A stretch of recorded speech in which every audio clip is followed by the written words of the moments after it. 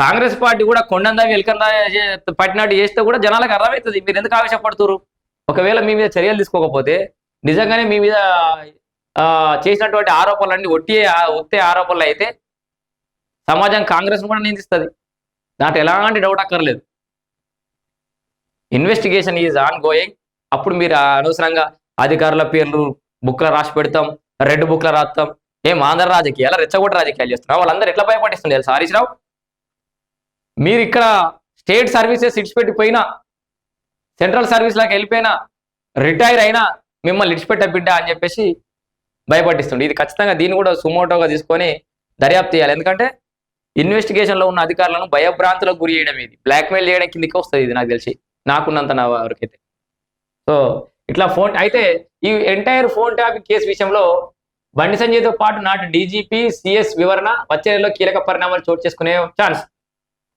So కొత్త సంవత్సరంలో వాళ్ళ చరిత్ర మొత్తం తిరగబడబోతుందా, బీఆర్ఎస్ లో గందరగోళ పరిస్థితులు ఏర్పడబోతున్నాయి అని అయితే మనకు కనబడుతుంది. ఇప్పటికే 4 అరెస్టు. అయితే కొత్త ఏడాదిలో బీఆర్ఎస్ కు కష్టాలు. ఫోన్ ట్యాపింగ్, కాళేశ్వరం, ఫార్ములా ఈ కార్ రేస్ కేసుల్లో కీలక పరిణామాలు ఇవన్నీ కేసులు. అయితే ఈ ఫోన్ ట్యాపింగ్ కేసులో సిట్ నోటీసులను స్వాగతిస్తున్నామని బండి సంజయ్ అంటుండు. ఎందుకంటే ఆయన ఫోన్ కూడా ట్యాప్ చేశారు పాపం. సో ఏదేమన్నా ప్రజాస్వామ్యంలో రాజకీయంలో అందరికి కొట్లాడే శక్తి ఉంది, హక్కు ఉంది. ఫోన్లు ట్యాపింగ్ చేసే హక్కు లేదు. బండి సంజయ్ ఏం మాట్లాడుతుండు, రేవంత్ రెడ్డి ఏం మాట్లాడుతుండు. మీరు ఇప్పటిదాకా బీఆర్ఎస్ వాళ్ళు కేసీఆర్ రాజకీయ చాణక్యుడు, వ్యూహాలు ఇట్లా రచిస్తాడు, మొత్తం ఫోన్లీనుడే. దొంగసాటుగా ఫోన్లిని ఏ ఎమ్మెల్యే ఏమోతో మాట్లాడుతుండు, ఆ ఎమ్మెల్యే వాన్ భార్యతో ఏం మాట్లాడుతుండు. గిదా మంచి పద్ధతి.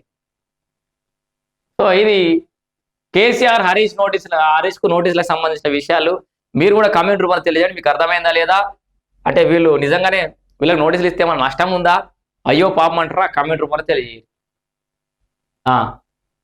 ఇక 31st దావత్కి అర్ధరాత్రి 12 గంటల దాకా వైన్స్ అట. బార్లు, క్లబ్లు 1 గంట వరకు అట. 31వ తేదీ ఓపెన్ ఉండేలా సర్కార్ జీవో. నిబంధన ఉల్లంఘిస్తే కఠిన చర్యలు పోలీస్ శాఖ. ఇక్కడ ప్రతి సంవత్సరం వచ్చే వార్త అనేది ప్రతి సంవత్సరం జరిగే అంతే ఇది. దాని వల్ల మనం కొత్తగా చెప్పేది ఏం లేదు. కానీ బంగారం ఎట్ 1,40,000 1,40,000 పోయింది బంగారం.